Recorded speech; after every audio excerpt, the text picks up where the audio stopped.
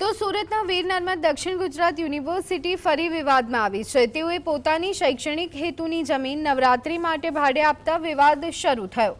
અગાઉ ઓપરેશન સિંદૂર સર્કલ બનાવી પોતાની છબી ખરડાવી ચૂકેલા યશવી ફાઉન્ડેશનને યુનિવર્સિટી તંત્રએ કોઈપણ ટેન્ડર વિના જ નવરાત્રી માટે જમીન ભાડે આપી હોવાનો આક્ષેપ છે।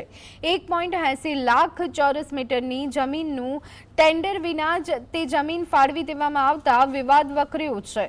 ત્યારે યુનિવર્સિટીના કુલપતિએ કહ્યું કે બધી જ યુનિવર્સિટી પોલિસી બનાવી ભાડે આપતી હોય છે, તેમ નર્મદ યુનિવર્સિટીએ પણ કામગીરી કરી છે અને પહેલી અરજી યશવી ફાઉન્ડેશનની હતી, તેને સ્વીકારી અને ભાડે આપવાનો નિર્ણય કર્યો। આ સંસ્થા મેદાનમાં 30 થી 40 લાખના ખર્ચે માટીનું પુરાણ પણ કરવાની છે તેવો દાવો કરાયો છે।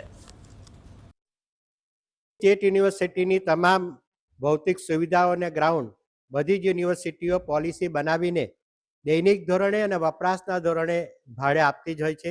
જે પ્રથમ અરજી આવી હતી એ પ્રથમ અરજીનો સ્વીકાર કરીને એને ભાડે આપવાનો નિર્ણય લેવામાં આવ્યો હતો। આ ઉપરાંત આ જે છે એની અંદર એ જે પુરાણ એ જે જગ્યા જે છે એ પ્રથમવાર ઉપયોગ થઈ રહ્યો હોવાથી 30 થી 40 લાખ રૂપિયાનું એની અંદર પુરાણ પણ કરવાનું છે, જે સંસ્થા પોતે પોતાના સ્વખર્ચે કરવાની છે।